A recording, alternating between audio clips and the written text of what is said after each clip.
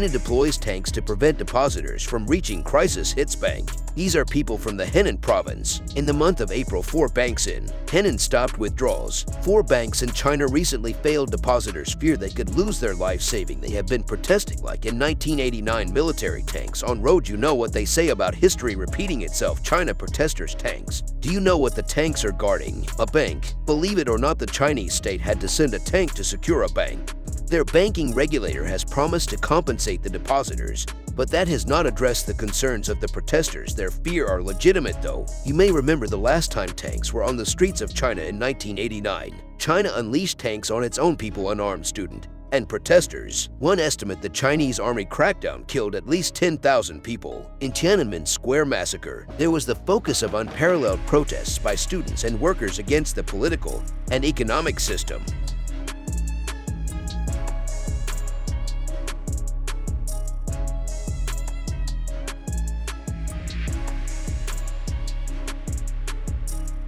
In 2022, Chinese citizens are protesting against their banks and their system. They want their deposits back, their money back.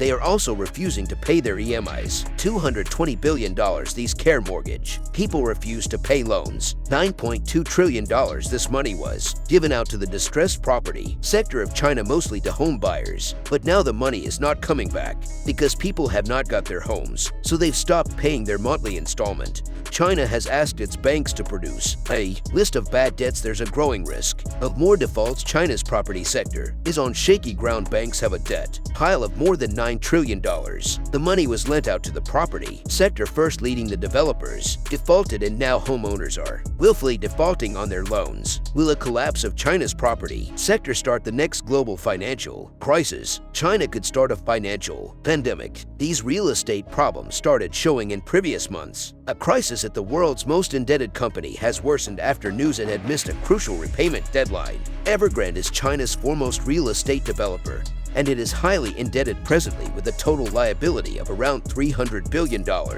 which includes an offshore outstanding of around $19 billion. This outstanding is held by private banks and international asset managers based on the authority given by their clients. Fitch Ratings had declared Evergrande a default in December. This is a downgrade for the company as the agency observed the company's inability to repay the interest due. China, where the country is rich, are considering the unthinkable. They want to leave the country. The question is why? Well, China's zero COVID policy has scarred them. They feel that they don't have a future in the country. Chaotic lockdowns has China's rich worried the economic slowdown has further added to their problems. Estimates suggest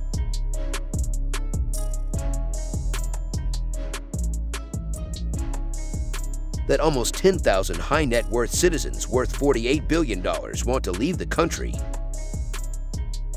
It's difficult, but while they want to leave, the biggest question hanging over the rich is, will Xi Jinping government allow them to leave this easily? Until now, policymakers haven't tightened relocation curbs.